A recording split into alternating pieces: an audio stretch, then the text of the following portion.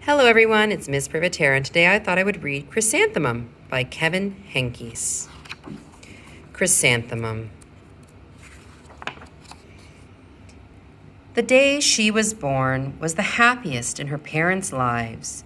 She's perfect, said her mother. Absolutely, said her father. And she was. She was absolutely perfect. Her name must be everything that she is, said her mother. Her name must be absolutely perfect, said her father. And it was, Chrysanthemum. Her parents named her Chrysanthemum. Chrysanthemum grew and grew and grew, and when she was old enough to appreciate it, Chrysanthemum loved her name. She loved the way it sounded when her mother woke her up. She loved the way it sounded when her father called her for dinner. And she loved the way it sounded when she whispered it to herself in the bathroom mirror. Chrysanthemum, chrysanthemum, chrysanthemum. Chrysanthemum loved the way her name looked when it was written on an ink envelope. With ink on an envelope. She loved the way it looked when it was written with icing on her birthday cake. And she loved the way it looked when she wrote it herself with her fat orange crayon. Chrysanthemum, chrysanthemum, chrysanthemum. Chrysanthemum thought her name was absolutely perfect. And then she started school. On the first day, Chrysanthemum wore her sunniest dress and her brightest smile. She ran all the way. Hooray, said Chrysanthemum, school!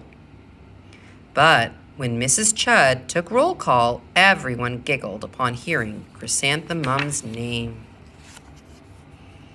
It's so long, said Joe. It scarcely fits on your name tag, said Rita, pointing. I'm named after my grandmother, said Victoria. You're named after a flower. Chrysanthemum wilted. She did not think her name was absolutely perfect. She thought it was absolutely dreadful. The rest of the day was not much better. During nap time, Victoria raised her hand and informed Mrs. Chud that Chrysanthemum's name was spelled with 13 letters.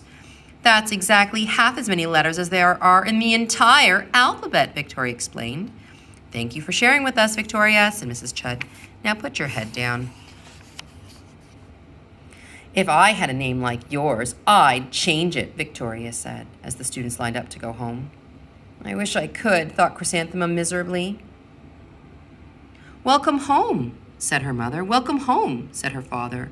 School is no place for me, said Chrysanthemum. My name is too long. It scarcely fits on my name tag, and I'm named after a flower. Oh, pish, said her mother. Your name is beautiful. And priceless, precious and priceless and fascinating and winsome, said her father. It's everything you are, said her mother. Absolutely perfect, said her father. Chrysanthemum felt much better after her favorite dinner, macaroni and cheese with ketchup, and an evening filled with hugs and kisses and parcheesi. That night, Chrysanthemum dreamed that her name was Jane. It was an extremely pleasant dream. The next morning, Chrysanthemum wore her most comfortable jumper. She walked to school as slowly as she could. She dragged her feet in the dirt. Chrysanthemum, chrysanthemum, chrysanthemum, she wrote. She even looks like a flower, said Victoria, as Chrysanthemum entered the playground. Let's pick her, said Rita, pointing. Let's smell her, said Joe. Chrysanthemum wilted. She did not think her name was absolutely perfect. She thought it was absolutely dreadful. The rest of the day was not much better. During nap time, Victoria raised her hand and said, a chrysanthemum is a flower. It lives in a garden with worms and other dirty things. Thank you for sharing with us, Victoria, said Mrs. Chud. Now put your head down. I just cannot believe your name, Victoria said as the students lined up to go home. Neither can I, thought Chrysanthemum miserably. Welcome home, said her mother. Welcome home, said her father. School is no place for me, said Chrysanthemum. They said I even look like a flower. They pretended to pick me and smell me. Oh, pish, said her mother. They're just jealous. And envious and begrudging and discontented and jaundiced, said her father. Who wouldn't be jealous of a name like yours, said her mother. After all, it's absolutely perfect, said her father. Chrysanthemum felt a trifle better after her favorite dessert, chocolate cake with buttercream. frosting, and another evening filled with hugs and kisses and parcheesi. That night, Chrysanthemum dreamed that she really was a chrysanthemum. She sprouted leaves and petals. Victoria picked her and plucked the leaves and petals one by one until there was nothing left but a scrawny stem. It was the worst nightmare of Chrysanthemum's life. Chrysanthemum wore her outfit with 7 pockets the next morning. She loaded the pockets with her most prized possessions and her good luck charms. Chrysanthemum took the longest route possible to school. She stopped and stared at each and every flower. Chrysanthemum, chrysanthemum, chrysanthemum, the flowers seemed to say. That morning, the students were introduced to Mrs. Twinkle, the music teacher.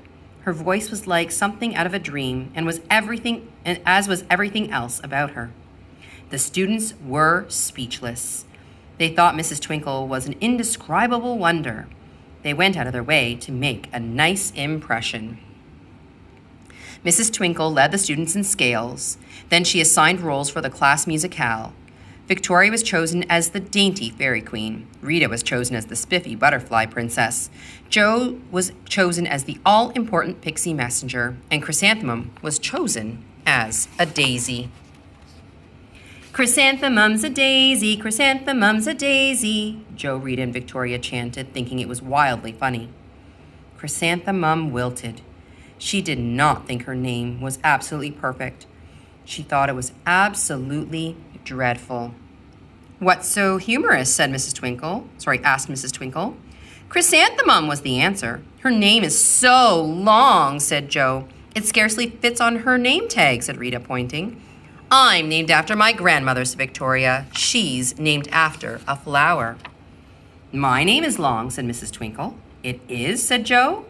My name would scarcely fit on a name tag, said Mrs. Twinkle. It would, said Rita, pointing. And, said Mrs. Twinkle, I'm named after a flower, too. You are, said Victoria. Yes, said Mrs. Twinkle. My name is Delphinium. Delphinium Twinkle. And if my baby is a girl, I'm considering Chrysanthemum as a name. I think it's absolutely perfect. Chrysanthemum could scarcely believe her ears. She blushed. She beamed, she bloomed. Chrysanthemum, chrysanthemum, chrysanthemum.